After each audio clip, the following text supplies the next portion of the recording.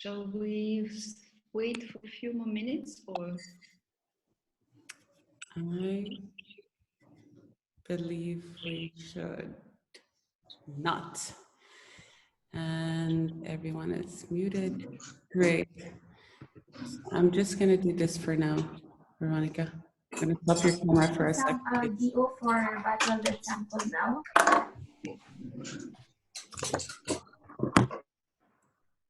Okay, so I'm also muting all of you.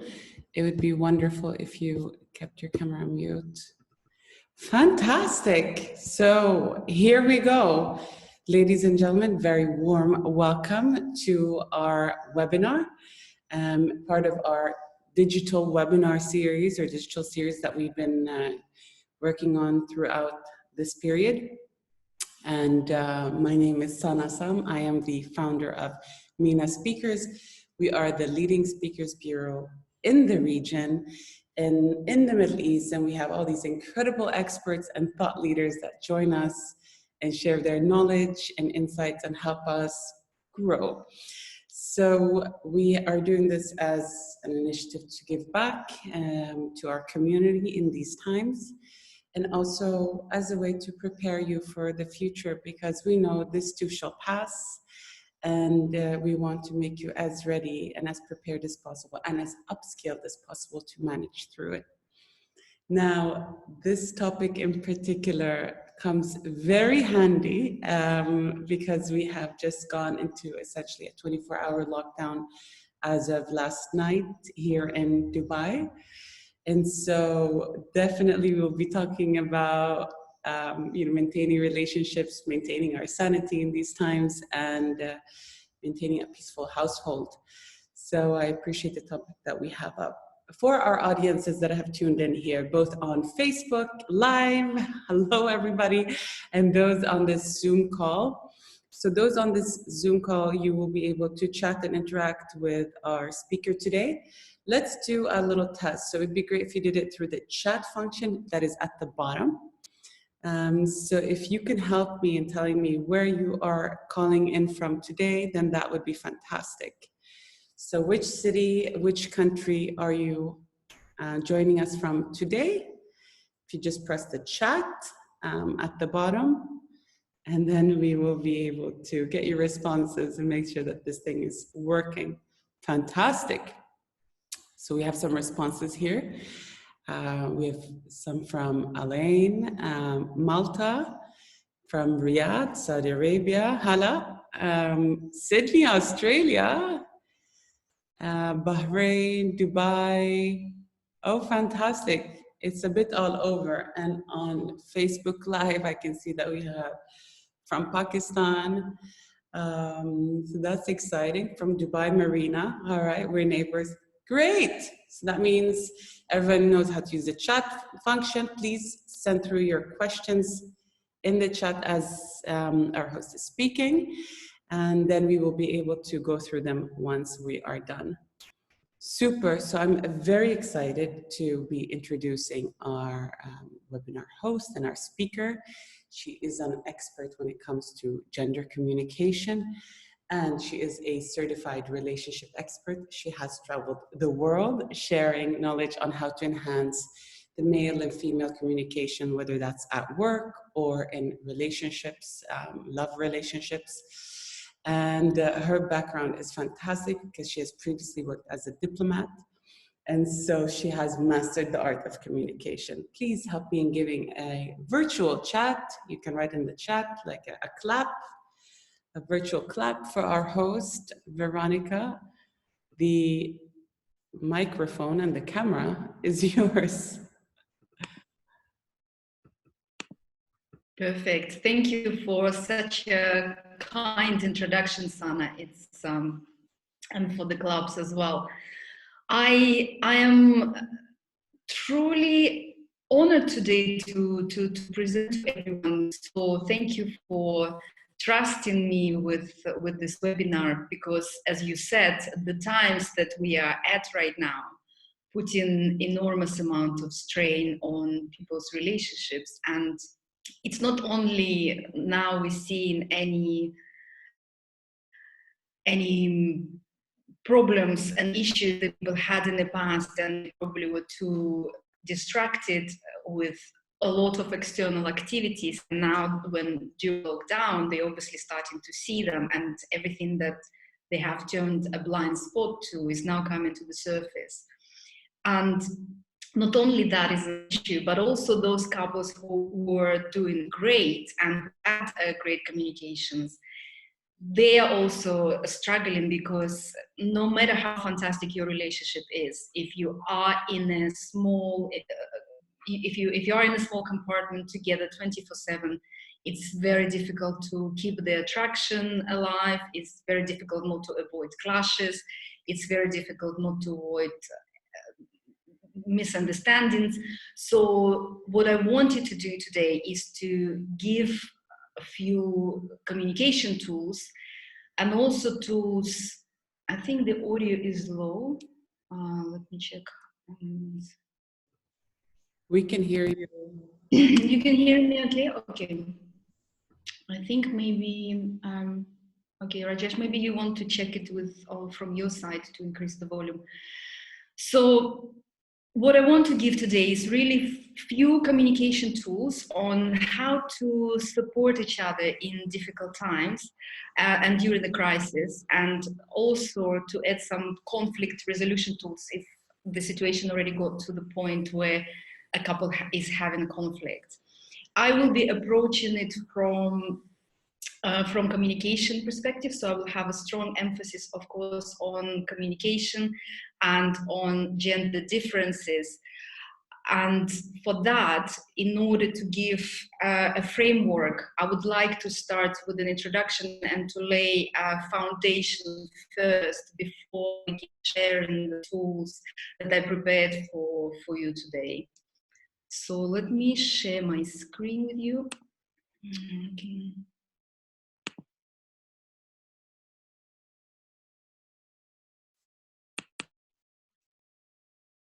Let me know if you can see it.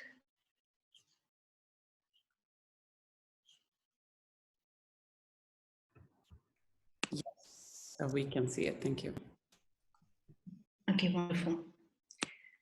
I'm going to share with you the content. I would like you to feel free to ask any questions that you have, and you don't need to wait until the end to ask any questions, especially if these are the clarifying questions. If you need to ask about something that I've said that is not clear, feel free. I will keep an eye on the chat, and we will hopefully move on with the content.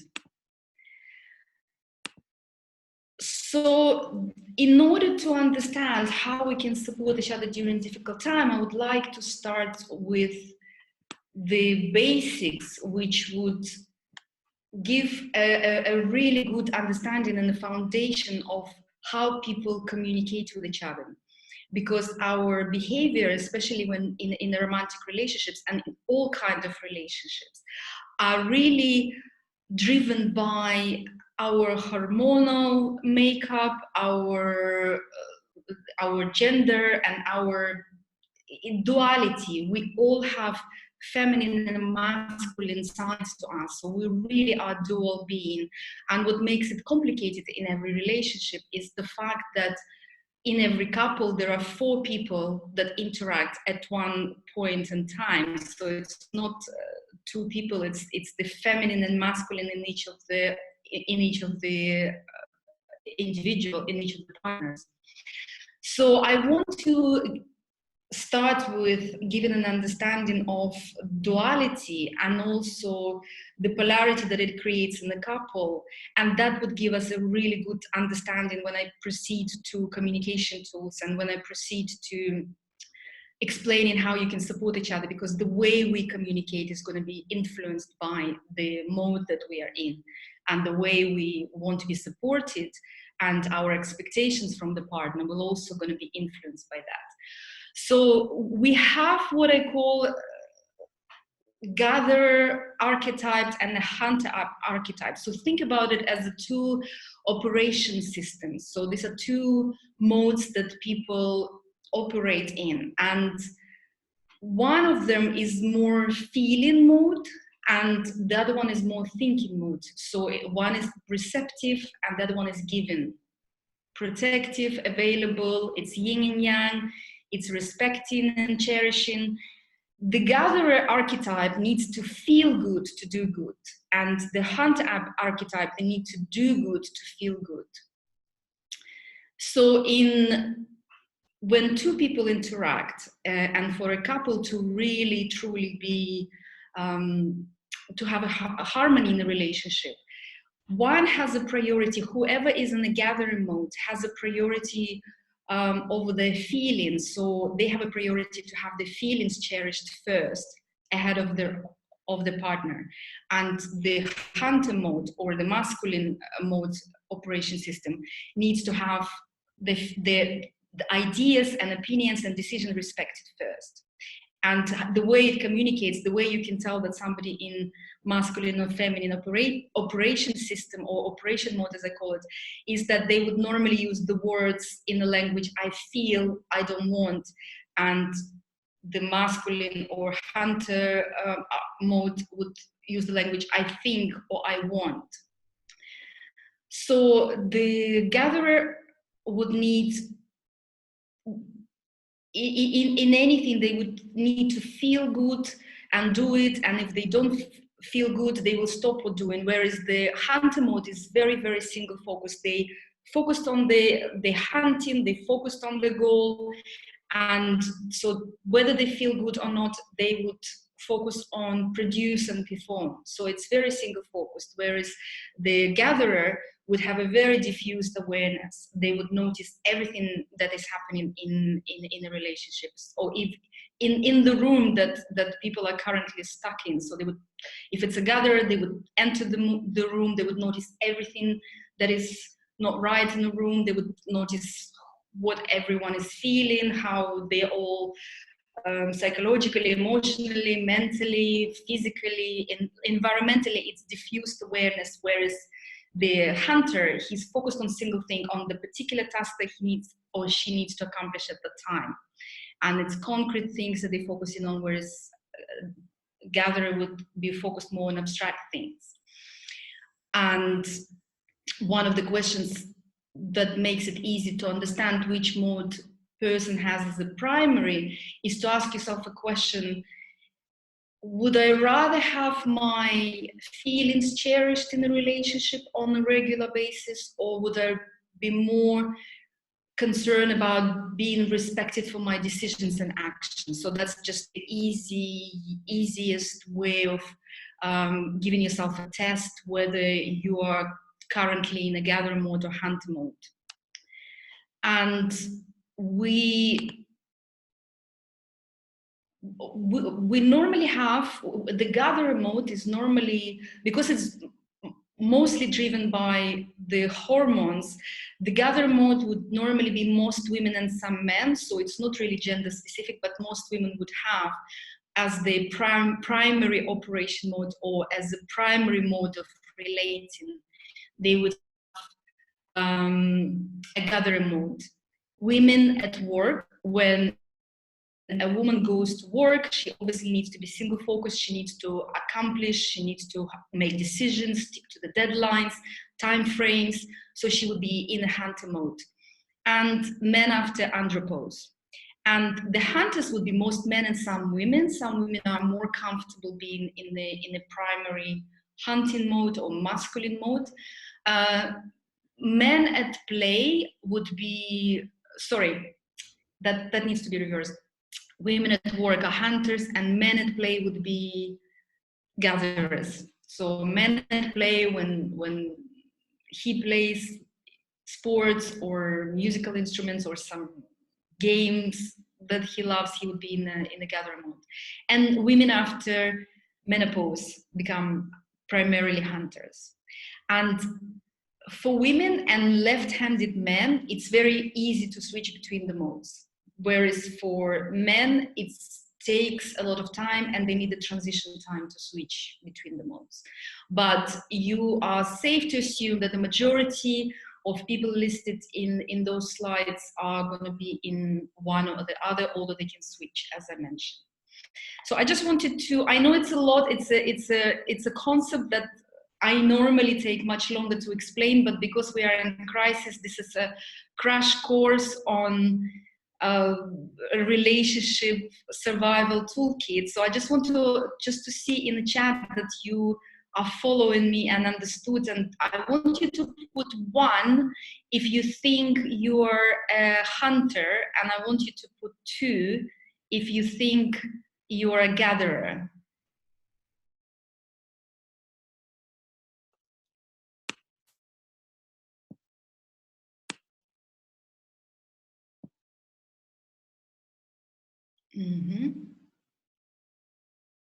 We have here hunters, guys. 1 and 2. Yeah, that is also possible. Some people have 50-50.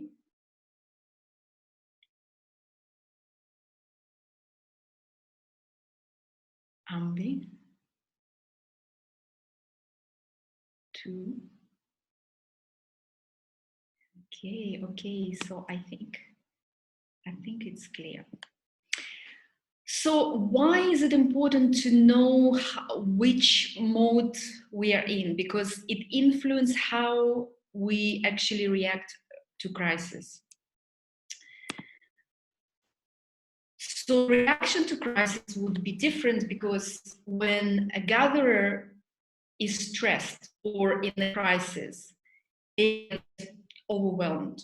Because, as I mentioned, remember that I said they have a diffused awareness and they open to a lot of possibilities, they notice a lot of things. When there is a crisis like we have right now, the gatherer would get overwhelmed because they receive all the information, they process it all at the same time, and it just becomes too much.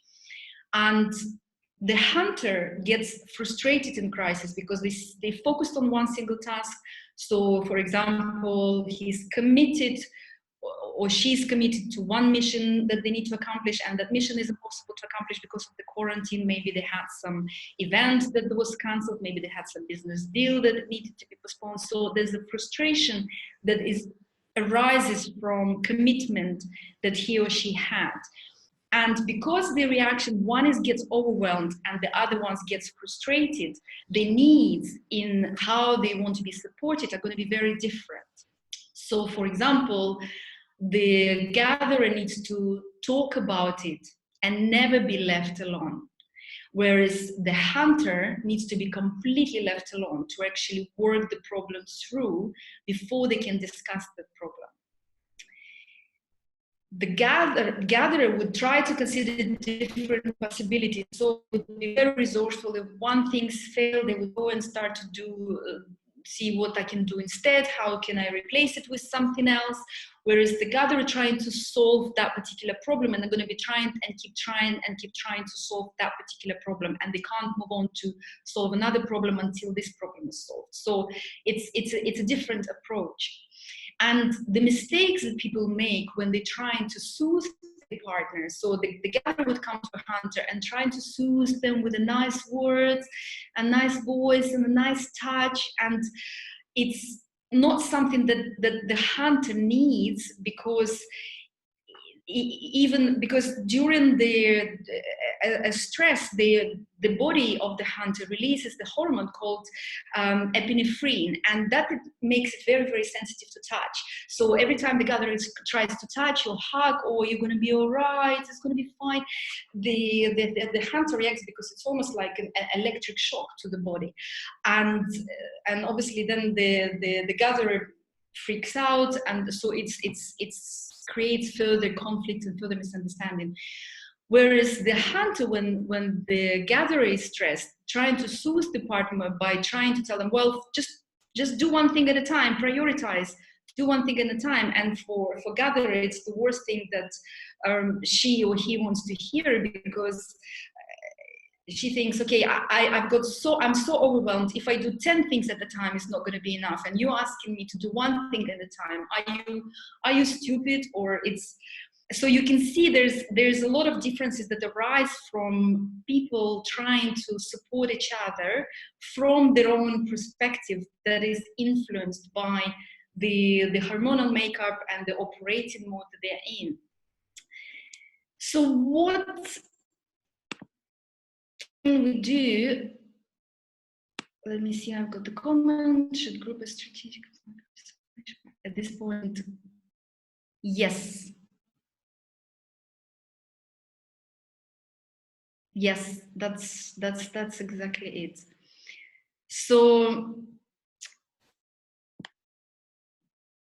let's look at how they can support each other in difficult time. What do you do instead so the other partner, the other half, feels supported?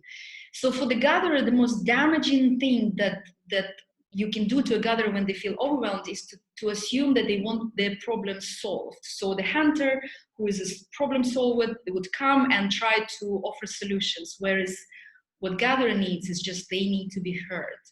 And the hunter is the most damaging thing you can do for a hunter is to assume that you can solve the problem, and that is something that they want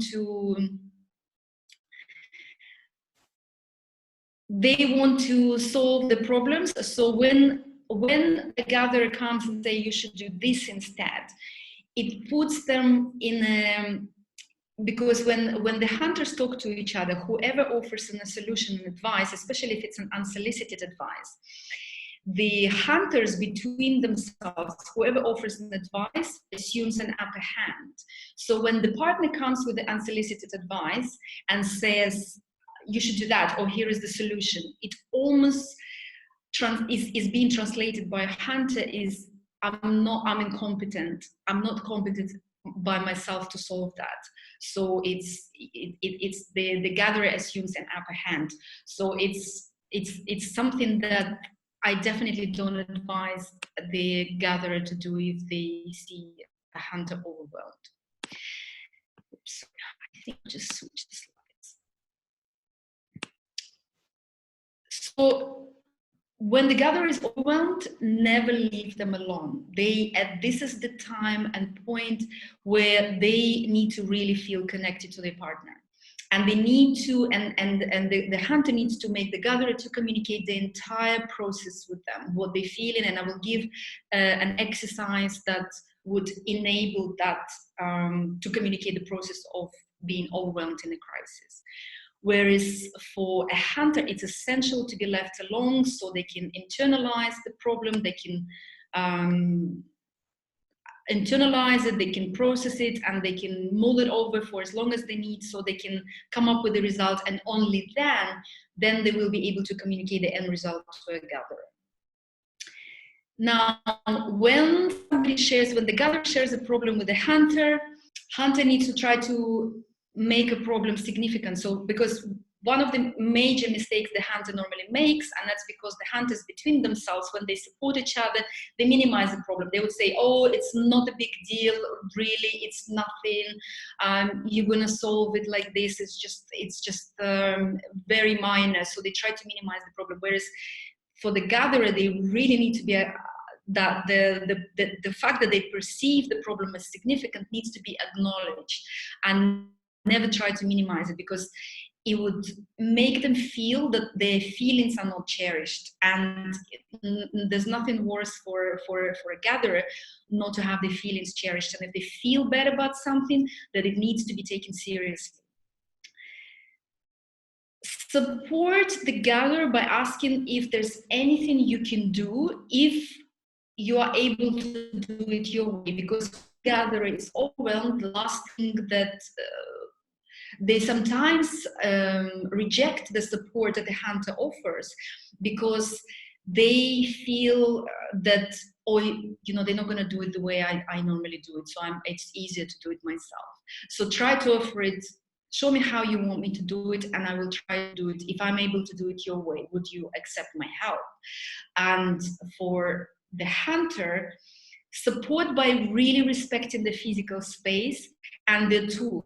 So if the hunter using the knives in the kitchen, really be respectful of the tools, support the physical space if they are in their office, make sure that you treat it with respect, that you knock before you enter, so you don't just treat it as your space or as a common space. So it's very important for a hunter to be respecting the space and tools, and also always respect the plan.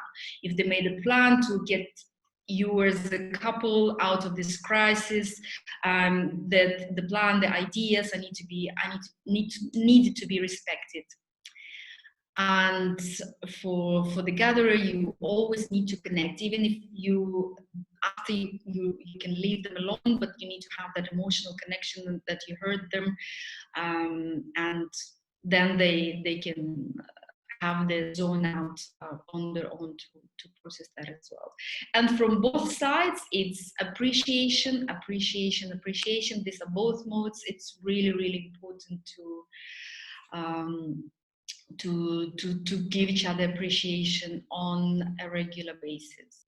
And whilst I'm on the topic, just so I remembered, when you give appreciation, again, it's just the linguistics, because I'm passionate about semantics, linguistic communications, the wordings that we use.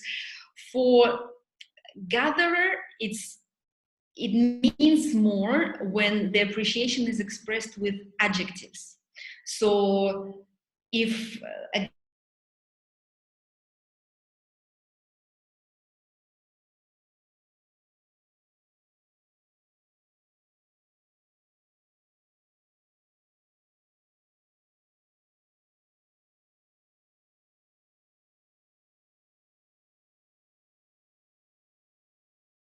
hello? Yes, okay, you're back now. I had a little commercial break. Back. I'm sorry, I've lost the connection. I hope you've heard me. Yeah, we lost you for 20 seconds, but we're back now. Great.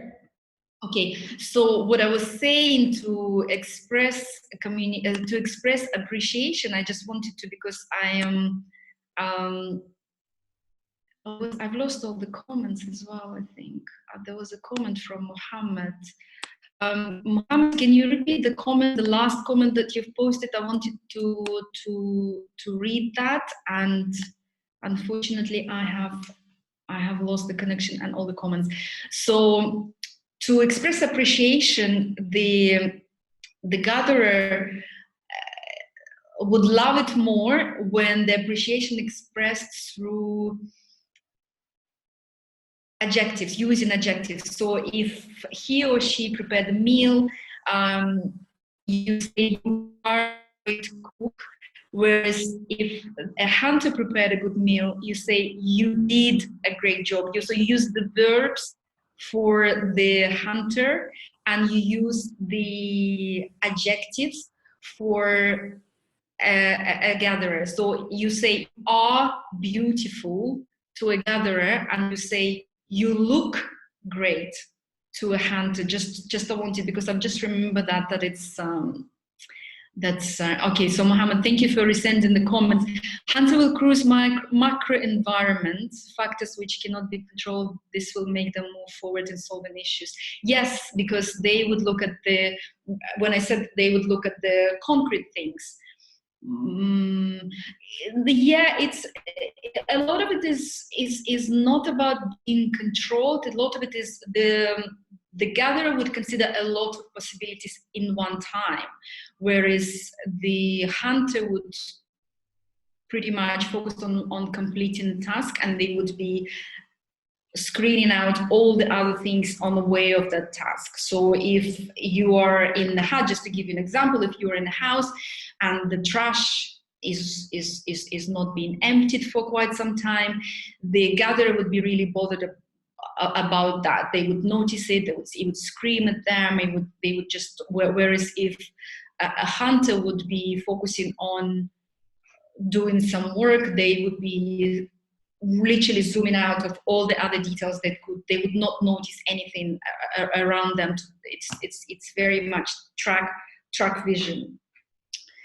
So, but yeah, it's the macro and micro environments. It's absolutely.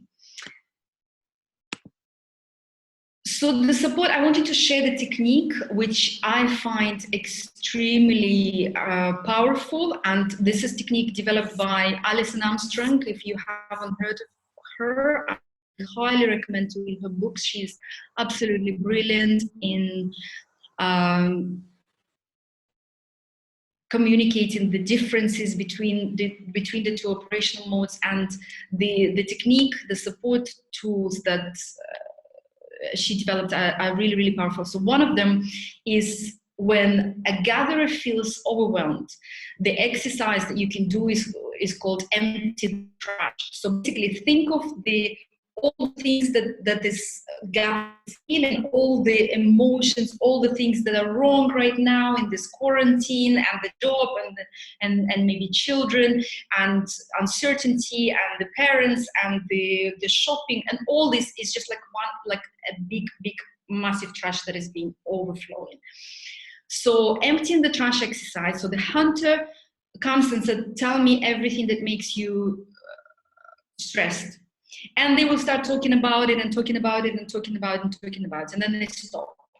So the hunter waits a little, just a bit, and then asks, is there anything else? And asking, is there anything else? So it's not in the tone like, oh, is there anything else? So it has to be really empathic. It has to be like it has to be that you really caring about the gatherer, and you really want to hear more, so that they can keep talking about all the things, and sometimes it just could be maybe not very coherent, but they need to just like offload. It's literally offload, like they emptying the trash. It's just they offloading all the rubbish that is overwhelming them and makes them too full.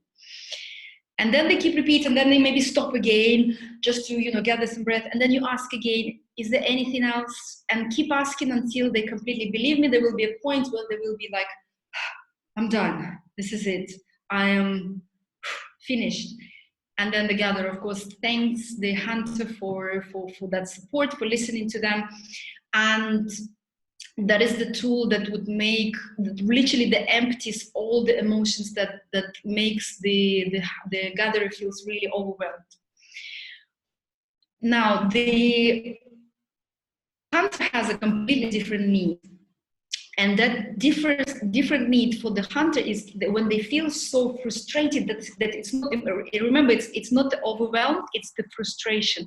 So when they feel frustrated, they just go into this really frustrated mode where they just want to, it feels like they want to push the cart over the edge. They just want to just like so instead of doing just listening with a soothing voice, you have to go on their side of the vent. So don't try to what we call defend the enemy. Don't try to say, oh, maybe they didn't mean it, or they didn't really, they maybe just had good intention. Don't defend the enemy, especially if they're frustrated against the quarantine, or just like, so don't try to go on their side of the vent, 100% agreeing, matching the tone of frustration, but do not try to get them out of the vent. Don't try to pacify them. Don't try to just literally, like, imagine you're a football team supporter, and you're just supporting your football team. You're not trying to stop the team. You shouldn't try to stop the vent. The vent is going, and you are going with the vent, and it's their vent. So don't try to take over that vent. It has to get out, for them to, again, just to feel empty. And don't use the word should. Oh, you should do that, or they should have done that. The government should have allowed us to go out during this quarantine. So just don't just the event, and you support the event. That's how they're gonna get it emptied, and they will see that you are like their cheerleader. Any questions on that? Let me just have a look at the chat, because I know I'm covering a lot of ground. Okay, great. Thank you, Mohammed. Okay, if there's no more issues, you're all really quiet.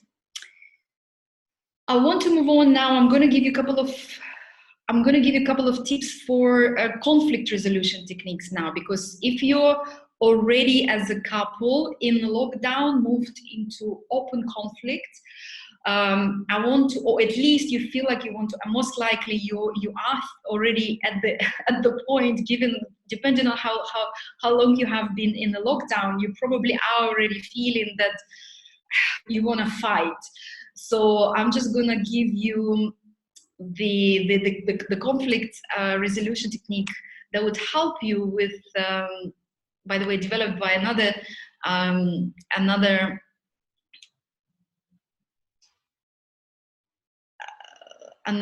person that I admire in the field of relationships, Dr. Pat Allen. Again, just highly recommend to learn as much from her as possible. She was my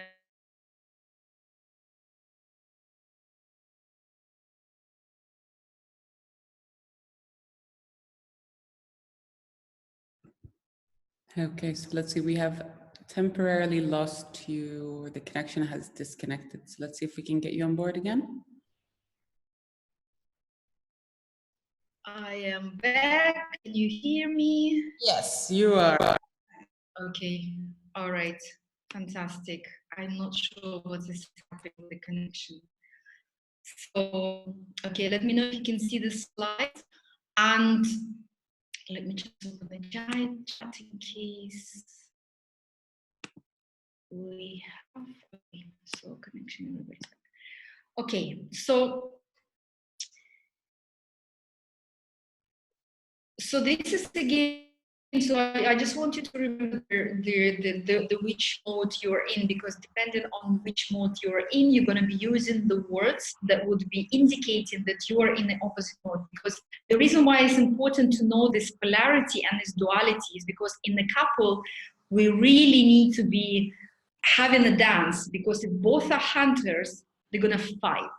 If both are gatherers, not going to have anything done. And in both scenarios, they're gonna lose that attraction that really brings the couple together. The attraction, the polarity, having that dance where the two people are deliberately staying in the opposite modes is very important in the couple, and it also influences the words they use to communicate any good and bad feelings and reactions. So, okay, so stroke and stand technique is when you have to communicate something that you really dislike. So it's like we start in the conflict. So your partner does something that really annoys you and you need to communicate. And this is used for immediate response for a painful situation. And if we have a time, let me see how I do this time. If we have a time, I will share a technique that is used for more delayed. Let's say you've already missed that opportunity to communicate and 5 days passed or a month passed and you want to bring it up because it just keeps bothering you. So I can share it if we have a bit of time. We should be able to. Okay. So stroke, so you start communication, you have every right to do whatever you find annoying or whatever that you find that you need to talk about. Because you stroking somebody's ego, they have every right, no matter how bad or how annoying, how frustrating their behavior is.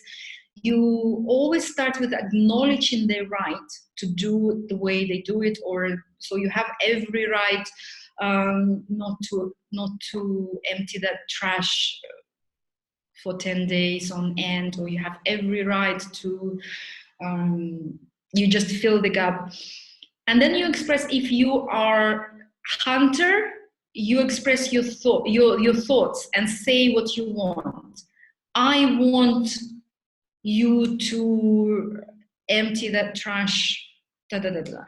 And if you are a gatherer, you express your feelings. So you always remember, you think or feel. I think, how do you feel about that? I feel, how do you think about that? So it's always from think or feel, and that indicates in which mode you're into your partner, and that creates non-conflictual communication.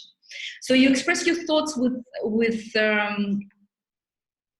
I think the trash needs to be empty, or I want the trash to be empty on a regular basis. And if you are a gatherer, I feel frustrated that the trash is not being emptied. I don't want it to be full all the time. So feel, I don't want, think I want for the hunter? And then you create a contract, you offer an alternative. What do you think if I ask you to look after it on a regular basis? Or how do you feel about it? Will you accept that? Or would you consider doing it differently? So it depending on the scenario, this is just a contract, so it's stroke, you have every right, or I understand that you do that, and then you stand, you express what you want or what you don't want, how it makes you feel, or what you think about it, and then you offer an alternative. And that is the conflict resolution technique, because most people miss the stroke and a lot of people miss the contract, what you actually want, and they express just what they don't like, and that is criticism. And criticism is crushing for both genders. I have a separate talk on the criticism alone. We don't have time for that, but criticism is crushing for both hunters and gatherers. It really is destroying the relationship. So in order for it not to be a criticism, but you still should be free to express what you don't want in a relationship, it has to have a stroke and an alternative. You really make it very specific what you want from your partner, because the hunter and gatherer, they have a conflicting default modes of communicating, and none of those default modes is actually defaulted to expressing their needs. They're not defaulted to express their needs. So it requires a discipline, because the instinct is conflicting. The one instinctively wants to do one thing, and the other wants to do an opposite thing. So, which is why it requires rising from the level of instinct to the level of discipline and mastering it. So you actually have step back, stroke, stand, contract. Any questions on that? Let me just see how we're doing with the time, because I want to. Any questions? If you follow me and all is clear, can you put the plus in the chat? So I just want to see that I haven't lost you all completely.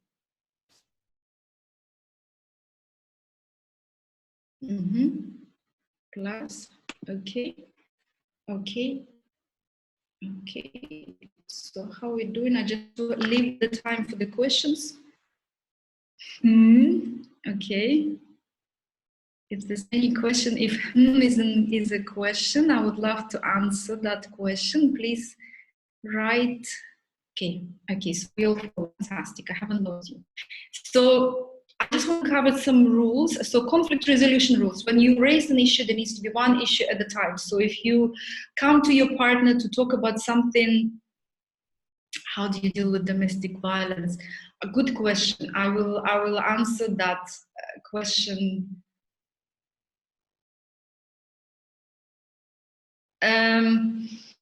Let me park it. Let me just finish on the slides and I will come back to you. Yes, it's a good question. So only one issue at a time. So you don't open you have every right to, and then you list 4 or 5 different things that have been building up or 10 or 20. So whenever you use this technique, you really use just to bring one issue at a time, then you solve it, then you come to an agreement, you create a contract, and then you move and you have another issue at a different time. Second rule is always make an appointment to have a conversation. So don't, and especially, this is especially important when we are in a lockdown, in a quarantine, that you don't walk into a person's space or an office and say whatever you want to say. So you always ask a permission for both hunter and gatherer, because immediacy with which the person wants to solve the conflict is neither cherishing nor it is respecting. So you always make an appointment, you make an appointment to have a conversation, and you say, I would like to talk to you about something. When would be a good time to speak to you, preferably today? And then they could either say, I can talk about it now, or I can talk about it later. This is especially essential for people because it's much difficult for them to switch from one task to another. It requires enormous amount of energy for them. So they might just dismiss it because they just can't, when they focus on one task, they really need to put all the energy there. And obviously avoid any cold shoulder or silent treatment. That's a massive no-no, and it's a sign of psychological abuse also. Silent treatment is a form of psychological abuse, and just anything other than yes is no. So if somebody didn't say yes, that's a no, that's a given. So coming back to your question, how to deal with domestic violence, the conflict resolution techniques.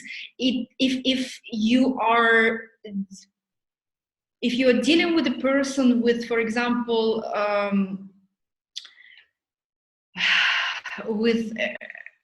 this would work with somebody who is just violent, and you are obviously creating this, you stroking their ego, and you are creating, you coming from a very non-violent Hi, how are position. you? Sorry, just a second. And so you create the from non-violent position. But if somebody has a personality disorder, such as narcissistic personality disorder or borderline personality disorder, all the cluster B personality disorders, they are not going to participate in a negotiation. They're going to try to sabotage negotiation, and when you offer the contract, that's the point where they will try to flip it. And that's the point. Is it better? Yeah, so it's the point where they will try to flip it and turn it around and make it your fault. They would all try to gaslight or manipulate it to not to enter into a conflict resolution stage. Is it better to solve a relationship conflict right away, or is it better to give it some time and space? It is always better to solve it right away, provided that you can do it without losing your temper. If you are a very, let's say, feisty person that is over emotional and know that they're gonna lose their temper, it's better just to give yourself a bit of time to calm down. But do not, the sooner you actually create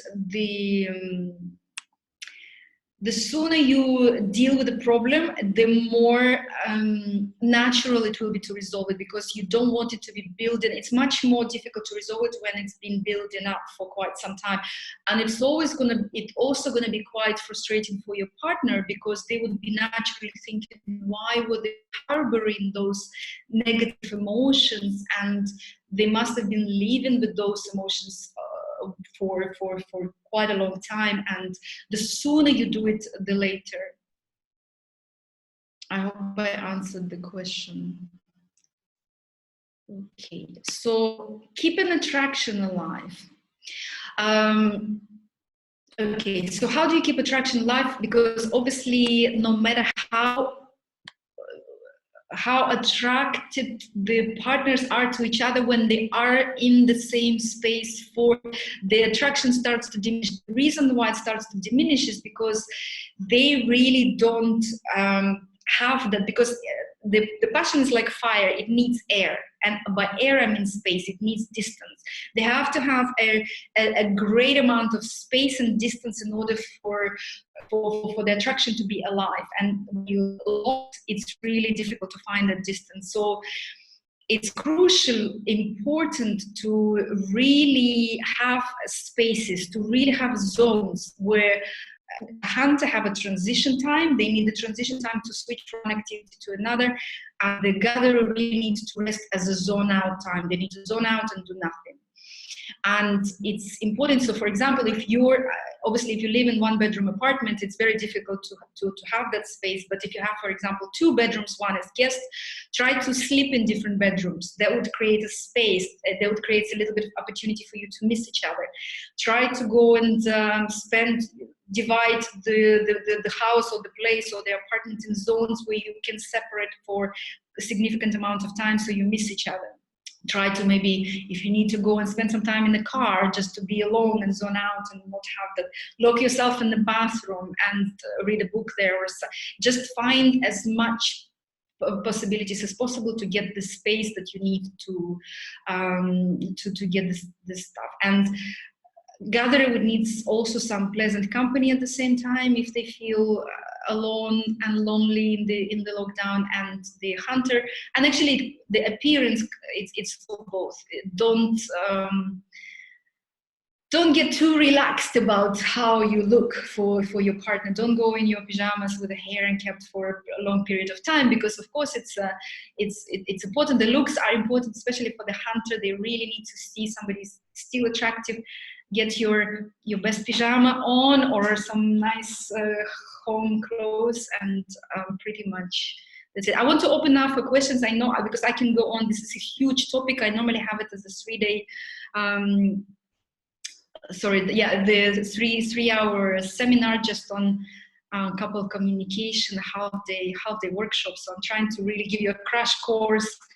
I'm covering everything pretty fast without any exercises here, but I want you to get, because we are in crisis, and I want you to get as much out of the workshop as possible. So I'm now gonna stop and answer your questions, if you have any. Any games you will recommend for couples during this lockdown?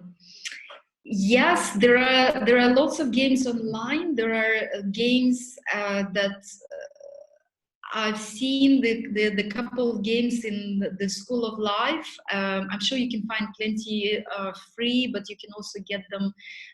It's a couples card. There are 2 or 3. I don't want to become the advertiser, but there are 2 or 3 companies or organizations that do the couples card. So you can do the cards. Each card prompts you to ask a partner a question. So you can deepen your connection by asking your partner a question, a more deeper question on what you, especially if you've been too busy working and haven't had the chance to explore. The couples grow, and sometimes they grow apart. So that's the time where you ask prompting questions to find out where the person is in terms of the growth, in terms of their aspirations, maybe their fears, their goals, their dreams, their fantasies. So you can do a lot of games like that to deepen the connection spiritually. You can also have a lot of sex games, role plays. I have a completely separate workshop on how to keep the passion alive. There's lots of things you can do. With sex, there are any recommended number of times a week? The excuse before would be work, and with everything together, no excuses. Okay, so there are no recommended number of times a week, because they would have a different drive. So if you are a couple that you need sex once a month, so maybe one needs once a week and one needs 3 times a week, so you need to find a compromise where you would find, because the partner with a higher libido would always be in a position of less power, and the partner with a lower libido would be holding the power, because it's them who decides, who agrees, let's say, to have sex. They're less likely to initiate, of course, and they are sort of saying veto or saying yes to sex. So as a couple, I would recommend, whether it's within with the quarantine or without the quarantine, do not wait. First of all, you would discuss how much each of you needs a week, for example, or monthly, and you agree to a compromised position, because if one needs 3 and one needs 1, so that we need to come to some sort of compromise so you both needs are met.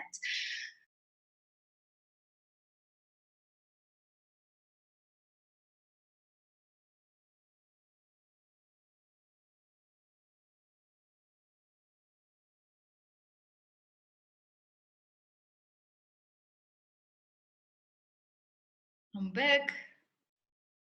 back. Can you all hear me? Yes, I believe we are moving towards one of our last questions here. Yeah. So I was answering the question. You know, whether it's a lockdown or whether it's not a lockdown, I'm going to use the Nike logo here. Just do it. You have to. I know it doesn't sound very romantic, but you have to schedule sex. Literally, you just have to, because the desire, it's very fleeting. You could be stressed, you could have pressures at work, you could be distracted by childcare. So every couple needs more sex than desire allows them. So don't wait for desire to dictate how many times you have sex, because if you're tired, if you're overwhelmed, if you're frustrated, if you're stressed, it's highly likely that your desire is going to go down. So don't wait for the desire to dictate how many times you're going to have. Schedule it, literally, because then appetite comes during the foreplay. How do I tell my partner that he is not meeting my emotional needs? So depending whether you are a gatherer or a hunter, you say, because you can't say you're not meeting my emotional needs. For if you're a gatherer and he's a hunter, meeting emotional needs, it's too vague, it's too abstract. So they're not going to really know what exactly do you need. It's going to be not actionable. So in order to make it actionable, you can use the standard stroke technique. So for example, if they're not, let's make an example. If you need to be, if your emotional need to be hugged 5 times a day and they're not doing it, you say, you have every right not to hug me. I feel very cared for when you hugging me. It makes me feel loved, it makes me feel cherished. Would you consider hugging me more regularly? You give them very, very specific contract or alternative, because if you make it very abstract for your partner, it's going to be very difficult to understand. And if you are a hunter and your emotional needs are not met, you need to communicate how you normally, it's because you're not respected or your emotions disregarded. So again, you have every right to disregard me or disrespect me. I think, or I want you to take my ideas or my idea with more respect or more seriously, and then you give them specifics. The more specific you are about what you're expecting or what you mean by having your emotional needs met, the more likely they will be able to meet your needs. Like understanding love languages. Yes, love languages is how we feel loved, and you need to be communicating to your partner that this is your love language and figuring out what the love language is.